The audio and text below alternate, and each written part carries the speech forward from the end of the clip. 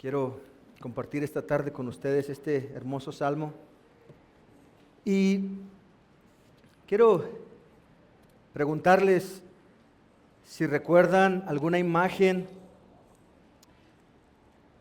de un cuerpo de seres o de algo unido, una parvada de pájaros, un ejército de militares, algo que tengan en su mente. Yo les comparto algo que un hombre mencionó hace mucho tiempo y que creo que es muy pertinente para este salmo. Él decía que imaginemos las cataratas del Niágara con ese poder y ese estruendor, pero dividámoslas en gotas pequeñas, esa catarata, dividámosla y lo que tendremos es una suave lluvia o un rocío del cielo nada más. Pero juntas tienen el poder y la fuerza de apagar un volcán y continuar y arrasar una ciudad. Lo mismo la imagen de un martillo.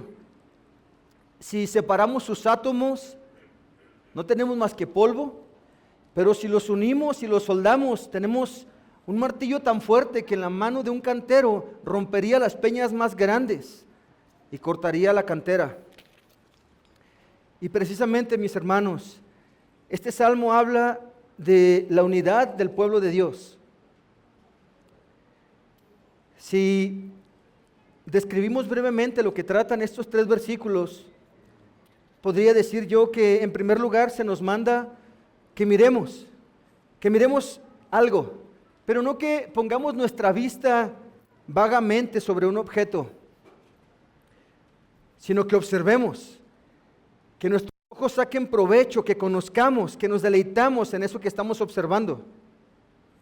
Esta palabra que el salmista usa, la podemos encontrar en otros lugares, incluso en el Nuevo Testamento, como para hablar de la segunda venida de Cristo. El texto dice, mirad, están los aposentos. Cuando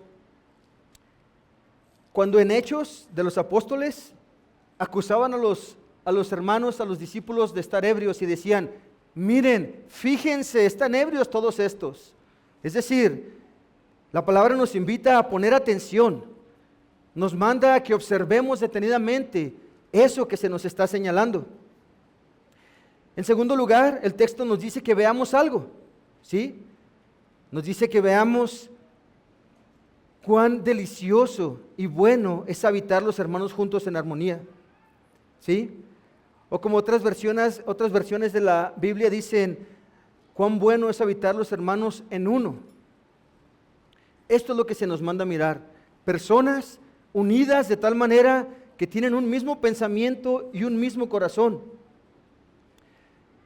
En versículo 2 tenemos una analogía y se nos dice que esta imagen que se nos manda a mirar es como otra cosa, como el óleo, el buen óleo que desciende sobre la cabeza.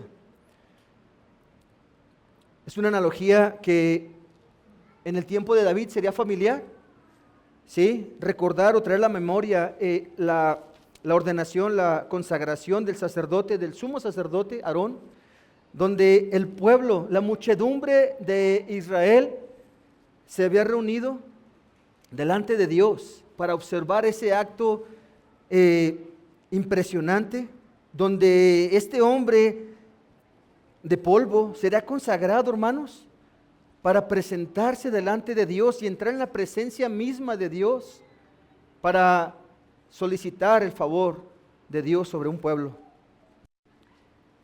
Algo que sería digno de ver, algo de observar, de cuidar lo que estaba sucediendo ahí.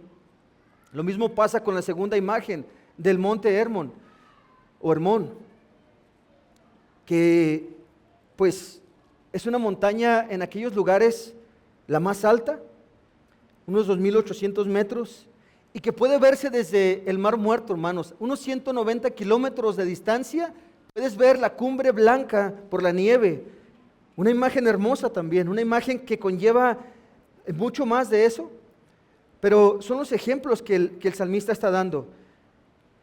En versículo 3, en la segunda parte, él dice una conclusión, dice, porque esto que se nos manda a ver a los hermanos juntos, esta imagen gloriosa, que es como otras imágenes asombrosas, es algo que Dios, donde Dios se agrada, que dice, allí envía el Señor bendición y vida eterna. Una bendición que llegó al pueblo de Israel a través del antiguo pacto, la presencia de Dios ahí, pero una bendición que en nuestros días ha llegado a través de Cristo, hermanos. Una bendición que ha sido derramada, ya no como el aceite sobre la cabeza que llegaba hasta las vestiduras, ni como ese rocío sobre el Hermón, sino un abundante derramamiento del Espíritu Santo sobre su pueblo, como profetizó el profeta Joel, que cada persona, hombre, mujer, joven, tendría el privilegio de ser la habitación del Espíritu Santo. Así que con ese breve resumen, hermanos, quiero introducirnos al Salmo. Este es un cántico gradual de David, como el Salmo 122 o el 124 o el 131. Estos cánticos eran usados o cantados cuando los peregrinos llegaban para las fiestas solemnes y subían al templo. El templo estaba en un monte y los peregrinos subían. Es un cántico de gradación o gradual. Van subiendo y van cantando. Hay quienes piensan que podría ser un salmo cuando coronaron a David rey, después que Saúl murió, pero lo importante del salmo, hermanos, es que Dios inspiró a David para enseñarle al pueblo la importancia y lo que significa el estar unidos, la unidad para Dios. Y este salmo instruyó por muchos siglos a este pueblo, pero en nuestros días todavía podemos tener un beneficio, podemos entender cómo este salmo, ya no bajo David, sino en Cristo, aplica a nosotros, el nuevo Israel, la iglesia, el pueblo de Dios. Así que nuestro primer versículo nos llama a mirad, ¿sí? Mirad, como dije antes, bueno, es un imperativo. Mirad, ¿sí? Vean, observen. Y podemos definir esta palabra mirar y podemos tomar analogías para entender lo que David está tratándonos de decir. En nuestra Biblia, nuestra Reina Valera del 60 dice, mirad cuán bueno y cuán delicioso es habitar los hermanos juntos en armonía. Y en este texto, en este versículo 1 es donde nos vamos a concentrar esta tarde, hermanos, por causa del tiempo. Así que quiero en primer lugar ver este imperativo, mirar. En segundo lugar, ver la analogía que tenemos ahí y tratar de entender un poco acerca de esa bendición que el Señor envía en la unidad de su pueblo. Como dije, mirad no es algo que sea casual o que sea con falta de atención, sino un llamado a observar cuidadosamente, un llamado a tratar de distinguir lo que está sucediendo. ¿Qué vamos a mirar? Bueno, el salmista dice que miremos cuán bueno y cuán delicioso, ¿sí? Cuán bueno y cuán delicioso. Son dos palabras que pueden ser un hebraísmo, es decir, amontonar términos parecidos para tratar de llegar a la idea, para tratar de enfatizar algo, ¿sí? Bueno y delicioso. Y hermanos, es muy interesante que aunque las palabras son muy parecidas, están escogidas, porque estas palabras, los mismos salmos las usan para hablar acerca de Dios. Por ejemplo, acerca de su carácter. En el Salmo 38:8, el salmista dice, gustad y ved que Jehová es bueno. ¿Sí? Es decir, está diciendo, que gustemos y veamos y comprobamos que el Señor es bueno. Otro salmo nos dice que en la presencia de Dios hay plenitud y gozo. Y aquí está otra de nuestras palabras: delicias a tu diestra para siempre. Así que, hermanos, el salmista nos está diciendo que mirar cuán bueno y cuán delicioso, es decir, que miremos algo, porque este algo es como estar en la presencia de Dios, es algo deleitoso, es algo bueno, algo delicioso. ¿Y qué es eso que el salmista está diciendo? Bueno, la siguiente parte del versículo nos dice que es bueno y delicioso, que debemos observar, que debemos considerar, ¿sí? Y es habitar los hermanos juntos en armonía. Habitar los hermanos juntos en armonía. Y aquí, hermanos, es donde vamos a pasar el resto del tiempo, estos 30 minutos que nos quedan. Porque la Biblia, hermanos, nos enseña y nos manda esta unidad como pueblo. No solo nos lo manda, sino que Dios nos lo ha dado. Como dije, o como mencioné, el ejemplo de ese antiguo, que no es su apellido ni su nombre, pero es un buen ejemplo, el de las cataratas o el del martillo. La iglesia fue dejada en la tierra para algo. Dios nos ha dado una misión, ¿verdad? Por ejemplo, la gran comisión es ir hasta el fin del mundo, pero no un cristiano solo, sino una iglesia, hermanos. Una iglesia, un cuerpo con muchos dones. Así que esta unidad es necesaria, es esencial, es vital para la iglesia. Y es única, porque como veremos, es una unidad que no procede de nosotros o de nuestra amistad o de nuestra empatía. Es una unidad que procede del Espíritu Santo, de Dios mismo. Una unidad que procede de Cristo, que es la cabeza del cuerpo. Así que, así de importante es, hermanos, y así de deleitoso es esta unidad. Y en la providencia del Señor, le comentaba a un hermano que pude experimentar este deleite y este gozo, hermanos. Hace una semana, cuando estuvimos en el anexo de jóvenes y terminando, después de estar ahí con ellos, normalmente nos reunimos afuera para orar. Y cuando salí ya estaban los hermanos afuera. Y el verlos sonriendo, compartiendo, es una imagen que tengo en mi mente y que quizás va a estar ahí, si el Señor permite, por mucho tiempo, que me llenó de gozo y de alegría. Es algo que a lo mejor no alcanzo a describir, pero pude ver a mis hermanos ahí después de servir al Señor, predicando el Evangelio con esos jóvenes, contentos, alegres, en armonía, felices, sabiendo que buscan lo mismo, que fueron a lo mismo, hermanos, a predicar esto y a glorificarlo. Fue un poco experimentar este salmo. Verlos ahí fue algo delicioso para mí, fue algo muy bueno. Pero continuemos con nuestro texto.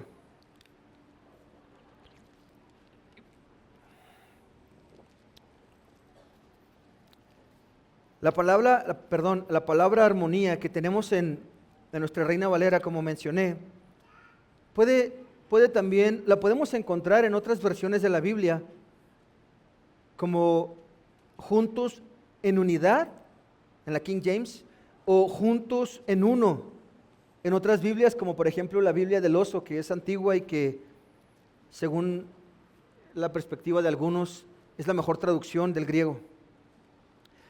Entonces, juntos en armonía, podemos entender que es juntos en unidad, juntos en uno. Esta palabra armonía en el original se puede traducir de esas tres maneras. Pero la palabra armonía también nos puede ayudar a entender la unidad, porque una definición de armonía puede ser el equilibrio y la proporción entre las partes de un todo, que resulta agradable a los sentidos. Por ejemplo, en la música, la armonía es el arte de unir y combinar sonidos diferentes, ¿sí?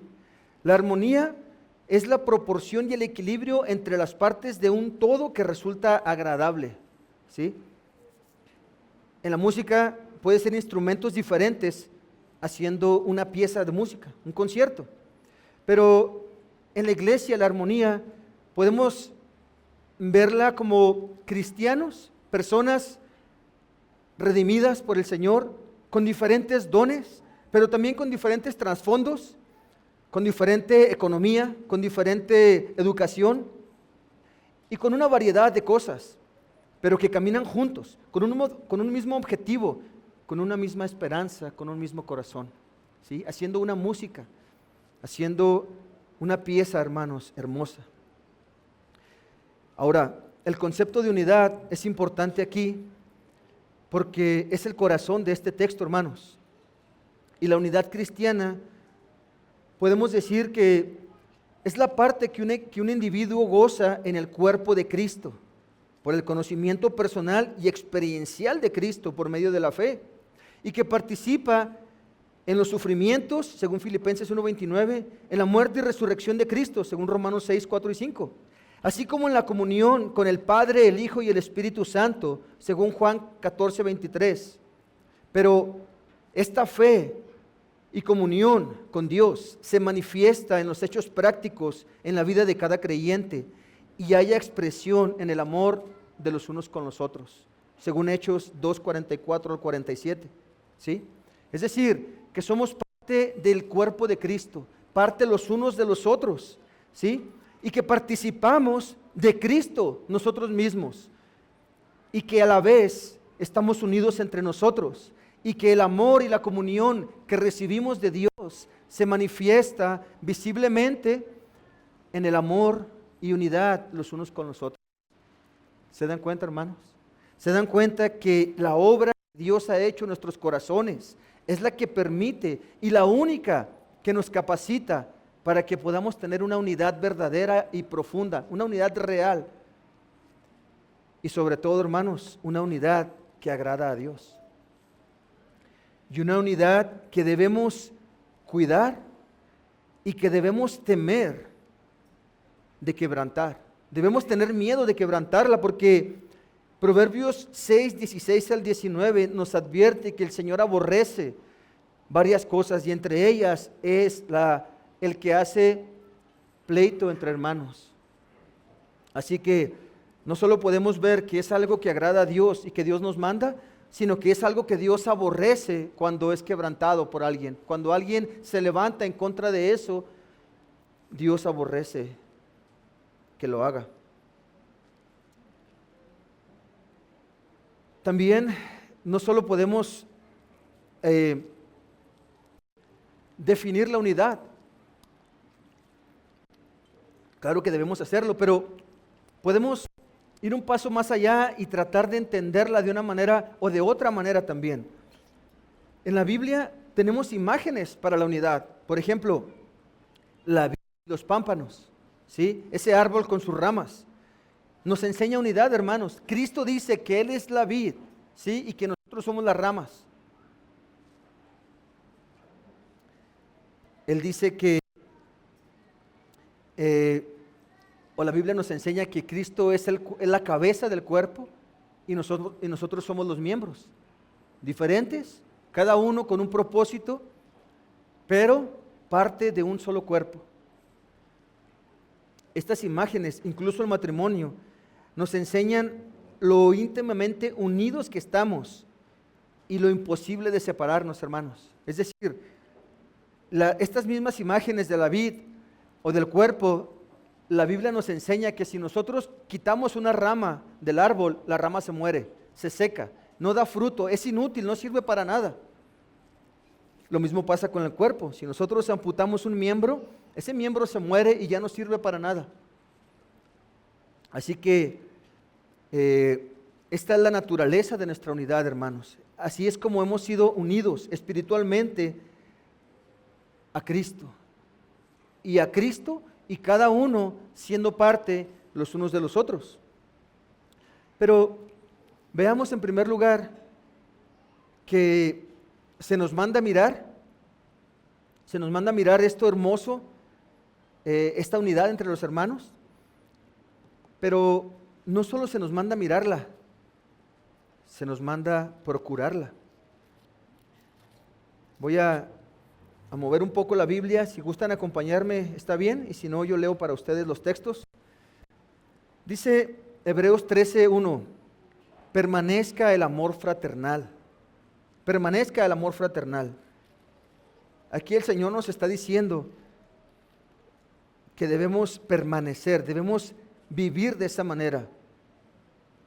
En 1 de Pedro 3,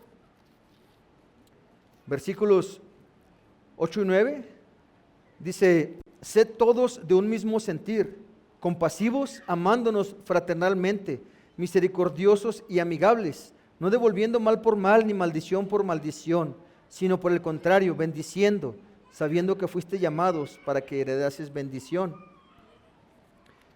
Efesios 4, hermanos, dice, os ruego que andéis como es digno de la vocación con que fuisteis llamados, con toda humildad y mansedumbre, soportándoos con paciencia los unos a los otros. Y escuchen esto, solícitos en guardar la unidad del Espíritu en el vínculo de la paz. Y Pablo nos recuerda, un cuerpo y un espíritu, como fuisteis también llamados en una misma esperanza de vuestra vocación. Un Señor, una fe, un bautismo, un Dios y Padre de todos, el cual es sobre todos, por todos y en todos. Tenemos muchos más textos, hermanos. Voy a leer solo uno más y los otros les puedo dar las citas. Filipenses 2. Pablo nos dice, nada hagáis por contienda o por vanagloria, antes bien con humildad, estimando cada uno a los demás como superiores a él mismo, no mirando cada uno por lo suyo propio, sino cada cual también por lo de los otros.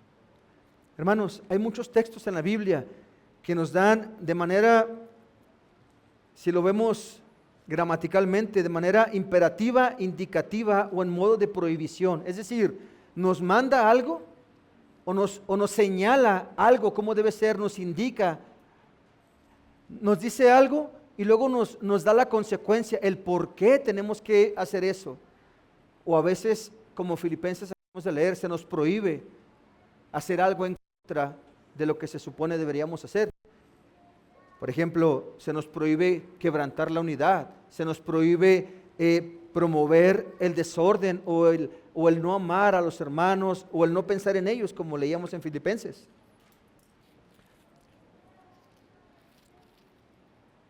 Quizá un texto más puede ser útil. 1 Corintios capítulo 1, versículo 10. Dice, os ruego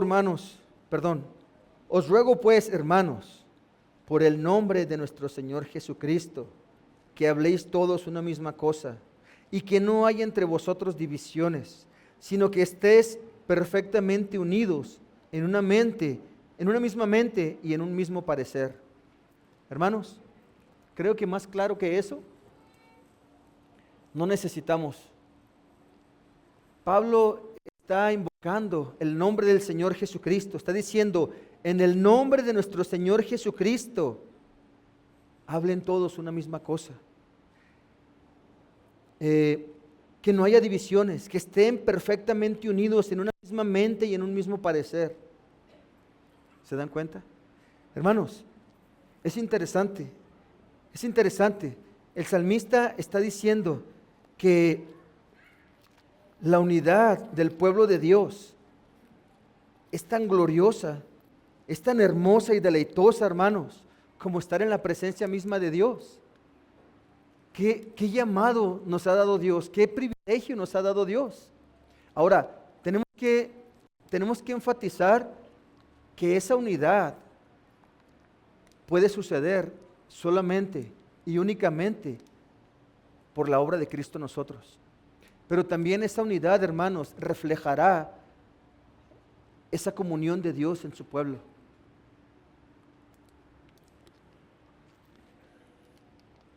Las palabras que el salmista usa como deleitoso y bueno, hablando de la presencia de Dios, son consistentes con la reunión de los santos, porque nosotros entendemos que cuando nos reunimos como iglesia, Dios está en medio nuestro. No nos reunimos porque a alguien le pareció bien, sino que estamos obedeciendo un mandato. Estamos adorar a nuestro Dios en obediencia a Él, en el día que Él quiere, de la manera que Él quiere y hacer las cosas que Él quiere. Por lo tanto, Dios en medio de nosotros no solo nos manda esa unidad, sino que nos capacita para tenerla. Y pensemos, hermanos, pensemos que si la Biblia dice que es bueno y deleitoso, debe ser así. Debe ser así. ¿Qué pasa si se nos hace pesado venir a la iglesia? ¿Qué pasa si menospreciamos las reuniones de la iglesia, los miércoles, los domingos? Hermanos, no estamos entendiendo lo que la Biblia nos enseña. Estamos en un salmo, pero ya fuimos por varios textos del Nuevo Testamento y podemos regresar al Antiguo y ver exactamente lo mismo. Un mandato en esta unidad, un deleite, un gozo en esta unidad y sobre todo una marca de una iglesia verdadera, hermanos, la presencia de Dios en medio de su pueblo. Porque si no, no puede haber tal unidad. Si no, solo como Pablo reprendió una iglesia, dijo, se estarían comiendo y mordiendo. No solo se nos manda, hermanos. Creo que el Señor en su bondad nos enseña y nos convence lo provechoso de esto, lo necesario de esto, hermanos. Pensemos nuevamente en esa catarata o en ese martillo. ¿Cómo la iglesia avanzará? Dios tiene todo el poder, claro que sí. Dios puede con un hombre conquistar una nación y predicar en el mundo entero, pero no lo ha querido así. Él lo ha ordenado de una manera que vemos y entendemos, a través de un pueblo unido, un pueblo completo. Vamos a ver, vamos a entrar más en la naturaleza de nuestra unidad. Vamos a ver la necesidad del testimonio de esta unidad, una evidencia y una instrucción para nuestra unidad. Así que profundicemos un poco más en la naturaleza de nuestra unidad como hermanos. Segunda de Pedro, capítulo 1. Segunda de Pedro, capítulo 1 y versículo 4, en la segunda parte, nos dice algo sorprendente. Dice que tenemos preciosas y grandísimas promesas, para que por ellas llegaseis a ser participantes de la naturaleza divina. Hermano, Dios nos está enseñando de dónde proviene y cómo funciona esta unidad. Y está diciendo que hay una manera en la que participamos. Bueno, en el antiguo pacto vemos que los profetas, los reyes, algunos reyes, tenían el Espíritu Santo de Dios morando en ellos. Pero Joel profetizó que en los postreros días, es decir, en nuestros días, el Espíritu Santo moraría en cada uno de los creyentes, en cada uno que es parte del pueblo de Dios, y que de hecho esa es la condición. Para poder ser parte del pueblo de Dios en este pacto, hay que nacer de nuevo y hay que tener el Espíritu Santo de Dios en nosotros. Juan 14, 21.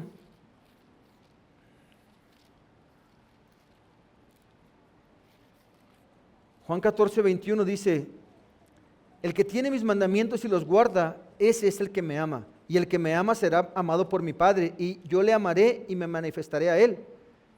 El que me ama, versículo 23, y mi palabra guardará, y mi Padre le amará, y vendremos a él, y haremos morada con él.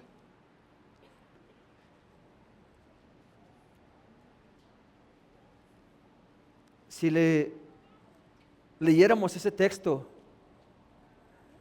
a un israelita en el antiguo pacto, nos apedrearía, hermanos. Era impensable. El Dios eterno, el Dios glorioso, está diciendo, vendremos a Él y haremos morada con Él. ¿Qué ha hecho Dios, hermanos, en nosotros los cristianos? ¿Qué ha hecho Dios? Nos ha hecho su templo, como dice Pablo.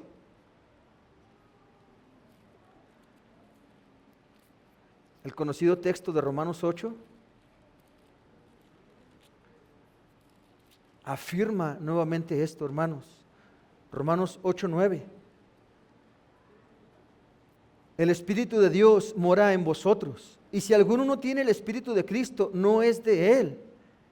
Versículo 11. Y si el Espíritu de aquel que levantó de los muertos a Jesús mora en vosotros, el que levantó de los muertos a Cristo vivificará también vuestros cuerpos mortales por su Espíritu que mora en vosotros. ¿Cuántas veces Pablo nos tiene que decir el Espíritu que mora en vosotros?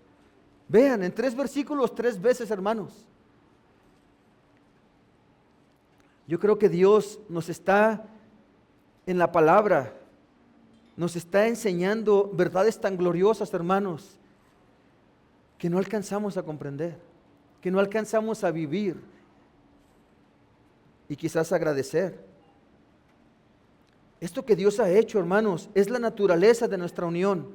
Hemos sido unidos a Cristo de una manera espiritual, pero tan real que el Señor ha dicho, vendremos y haremos morada en Él.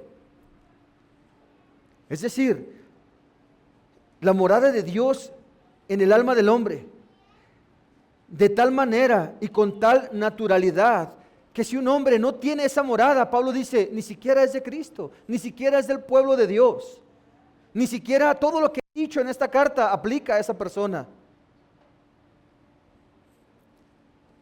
Qué impresionante, hermanos, qué impresionante lo que Dios ha hecho en su iglesia.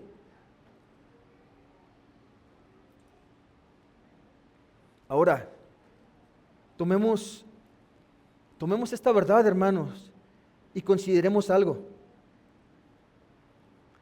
En primer lugar, consideremos que si estamos unidos a Cristo por su Espíritu, hermanos, estamos unidos unos a otros.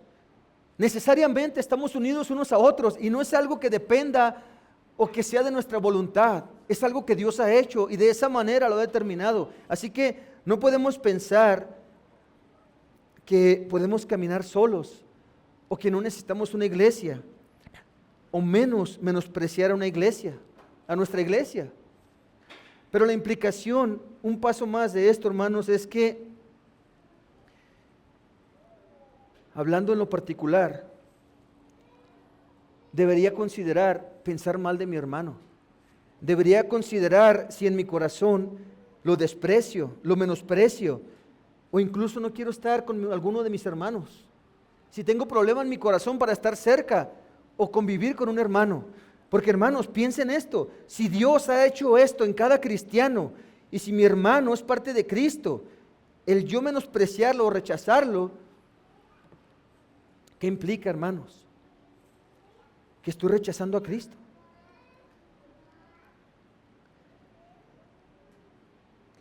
Si Cristo unió a mi hermano a sí mismo, ¿cómo puedo yo despreciarlo? ¿Cómo puedo yo lastimarlo? Es que esta unidad es tan hermosa y gloriosa, hermanos, que yo pensaba en un ejemplo tan absurdo, pero a veces eso absurdo ayuda a sacudir nuestras mentes.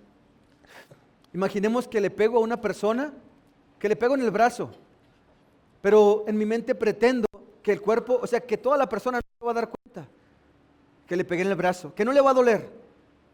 Pretendo que si le pego en su brazo es otra cosa aparte y la persona no va a tener ningún problema con eso. Es absurdo, porque su brazo es parte de su ser y está conectado a su cabeza y va a sentir el dolor y va a reaccionar a ese dolor. Pero cuando lastimamos a un hermano, a veces olvidamos que está conectado a la cabeza, que es Cristo, que está conectado a todo el cuerpo, y que si yo lastimo a mi hermano, lastimo a todos mis hermanos y ofendo a Cristo.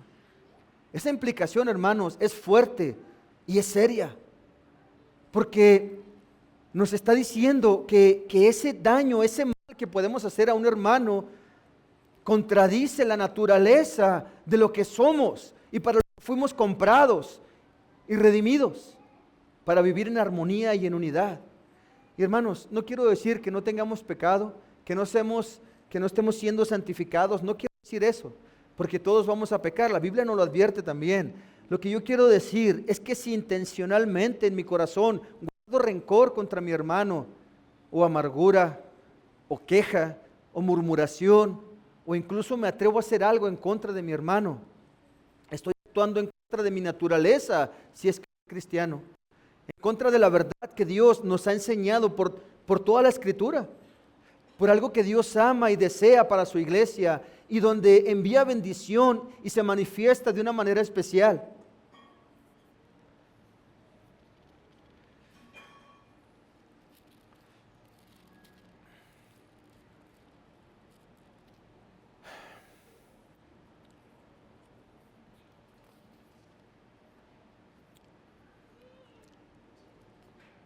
Ahora, esta unidad, hermanos, nos lleva a pensar en estas verdades para que consideremos nuestro trato unos con otros.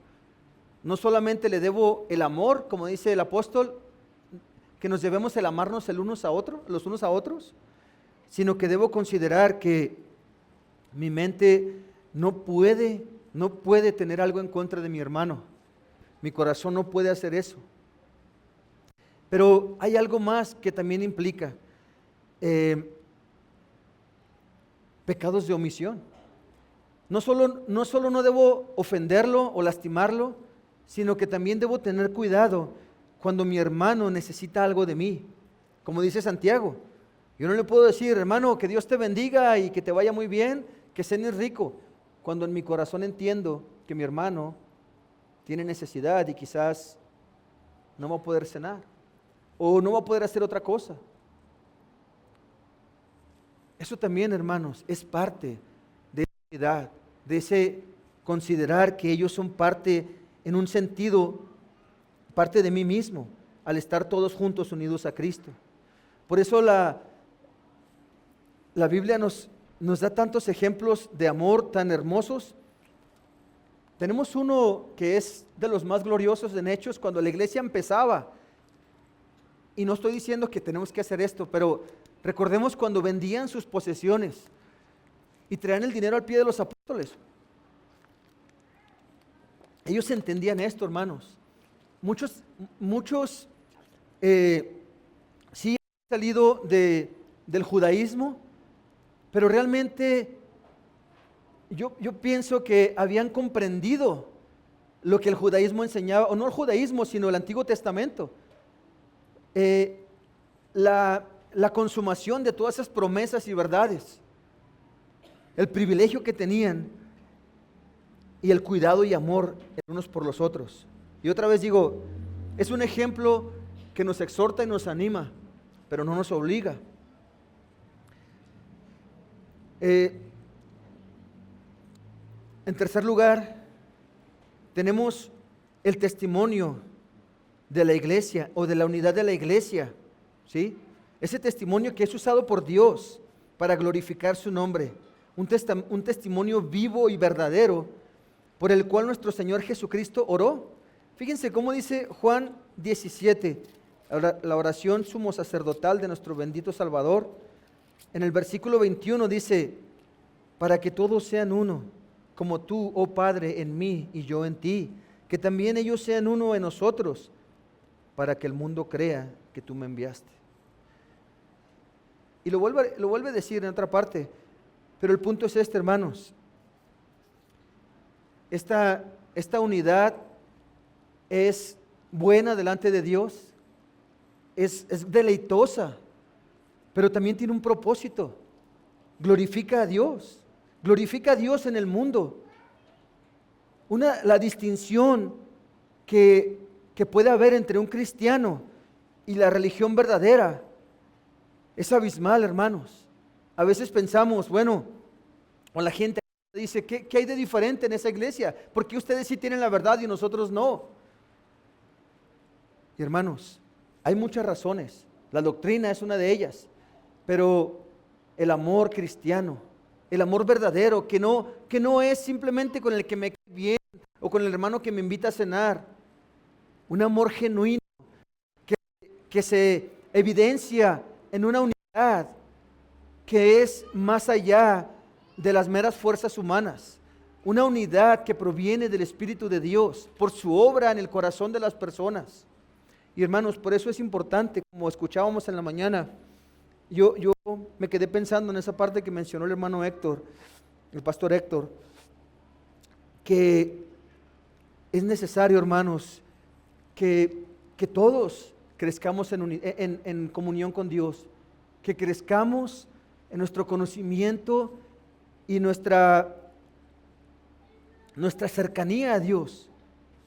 La parte experiencial, la santificación que Dios nos manda a través de los medios de gracia.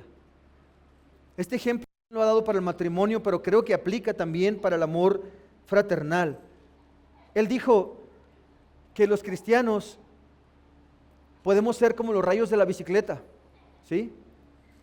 Están en la parte de abajo del rin, pero entre más se acercan a la parte del centro de la llanta, más unidos están entre ellos. Y él decía lo siguiente: mientras un cristiano y otro cristiano estén más cerca de Dios, también estarán más cerca el uno del otro. Mientras un cristiano disfrute y crezca en una comunión plena con Dios, en un entendimiento y un deleite más de la palabra, más cercanía, más comunión, más empatía tendrá con sus hermanos, y menos pleitos y menos divisiones en la iglesia.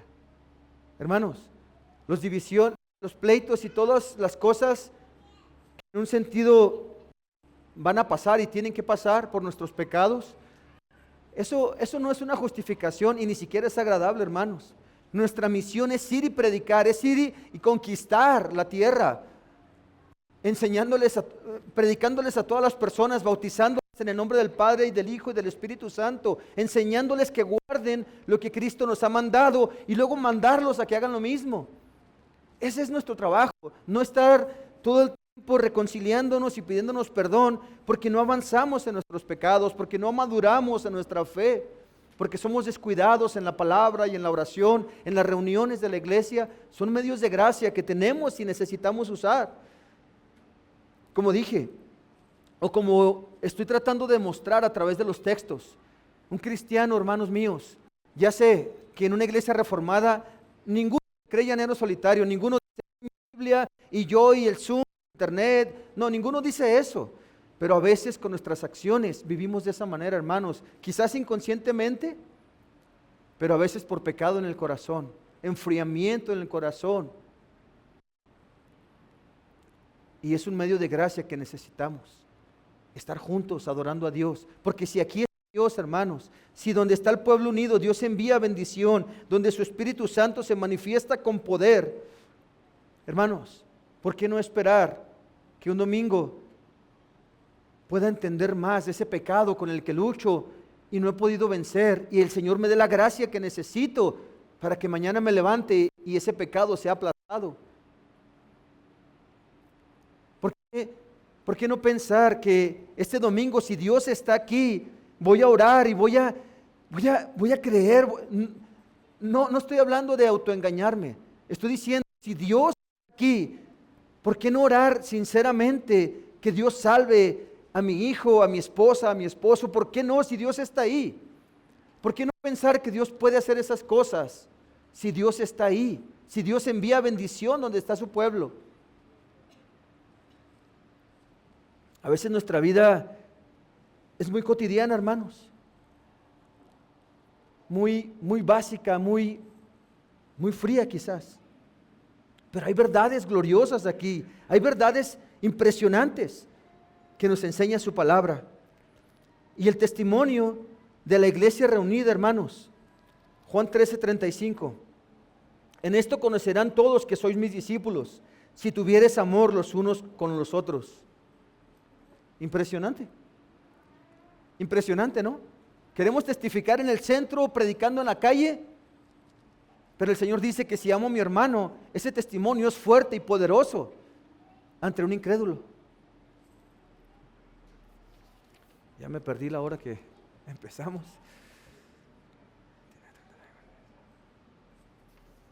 Creo que estoy en el límite. Mis hermanos, para no quebrantar el tiempo que me dieron, veamos solo dos cosas más. Veamos una evidencia, hermanos, una evidencia de que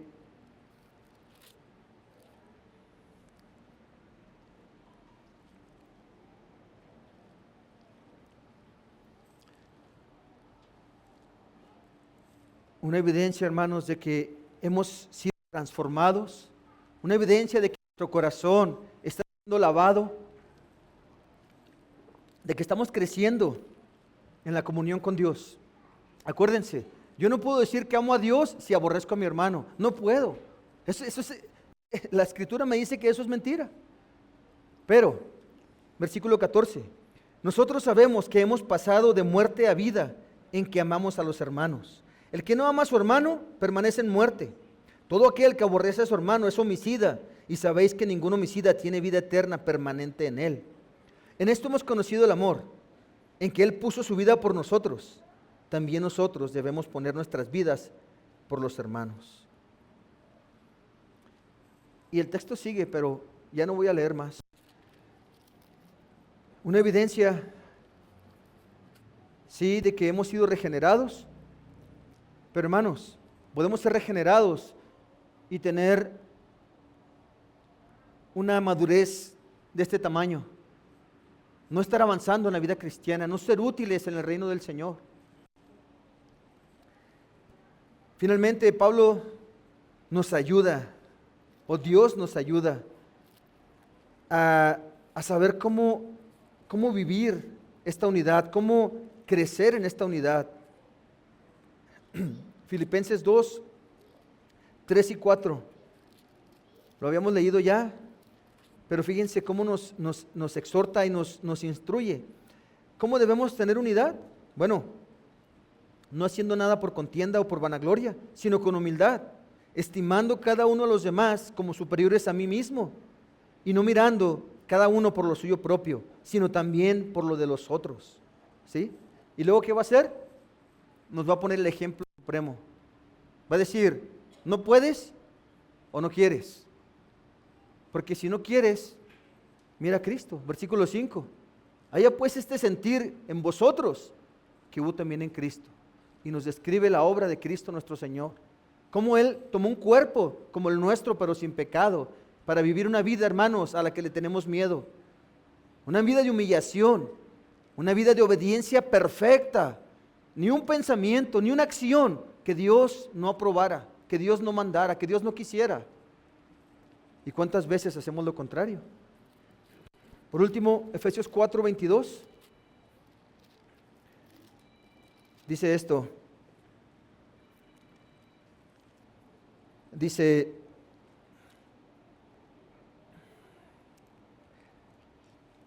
en cuanto a la pasada manera de vivir, despojaos del viejo hombre, que está viciado conforme a los deseos engañosos, y renovaos en el espíritu de vuestra mente, y vestíos del nuevo hombre creado según Dios, en la justicia y santidad de la verdad. Por lo cual, desechando la mentira, hablad verdad cada uno con su prójimo. ¿Por qué? Porque somos miembros los unos de los otros. Somos miembros los unos de los otros, hermanos. Razones que la Biblia nos da, que Dios nos da para que entendamos lo que ha hecho en nosotros y lo que quiere que nosotros hagamos para glorificarle.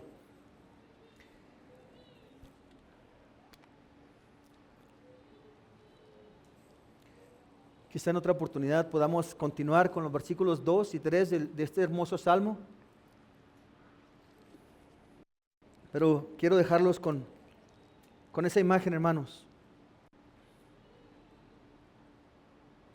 Bueno y delicioso delante de los ojos de Dios que los hermanos habiten juntos, como uno, en armonía, como un solo hombre, un mismo corazón, un mismo pensamiento, una misma esperanza. Y los que están en medio nuestro, podemos como Pablo, rogarles que se pongan a cuentas con Dios. Porque alguien puede venir a la iglesia, puede cantar himnos, puede sentir bonito al cantar himnos, pero hay una marca definitiva: el que no tiene el Espíritu de Cristo no es de Cristo. Y como dije, si tú esta tarde, joven, niño, si no tienes el Espíritu del Señor, si no has nacido de nuevo, si no entiendes un antes y un después en tu existencia, porque esta tarde, si Dios está aquí, ¿por qué no clamas a Dios? Ahí donde estás sentado, ¿por qué no cierras tus ojos y te pones a cuentas con el Señor?